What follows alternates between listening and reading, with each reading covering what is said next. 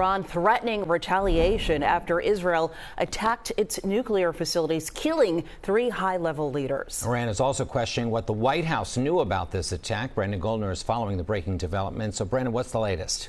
Good morning, Jim and Janelle. Israel is under a state of emergency as its military began shooting down drones it says Iran launched overnight in response to Israel's preemptive attack.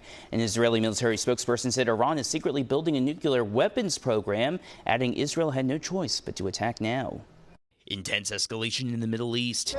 Damage and debris littered the streets of Iran's capital city after Israel launched overnight airstrikes. Prime Minister Benjamin Netanyahu said it was a preemptive attack focused on Iranian nuclear facilities. Targeted military operation to roll back the Iranian threat to Israel's very survival. International watchdogs say Iran has increased its stockpiles of highly enriched uranium in recent years, which the country says is for civilian use, like nuclear energy. But a spokesperson for the Israeli military overnight said Iran is secretly building a nuclear weapons program. The Iranian regime has called for the destruction of the state of Israel, planning and advancing concrete military plans to do so. Following the news, the White House said the Israeli strikes were unilateral, without any American involvement. But Iran's foreign minister said the attacks couldn't have happened without the coordination and approval of the United States.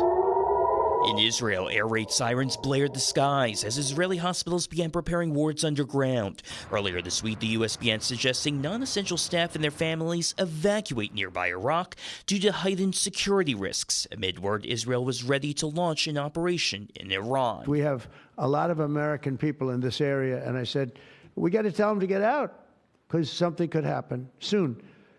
And I don't want to be the one that didn't give any warning. The overnight attack calling into question the future of planned U.S. talks with Iran about its nuclear program. Local congressional leaders are continuing to monitor this rapidly evolving situation. Pennsylvania U.S. Senators Dave McCormick and John Fetterman say they support the Israeli strikes. Delaware U.S. Senator Chris Coons fears these strikes could escalate to a regional war. Jim. Thank you, Brandon.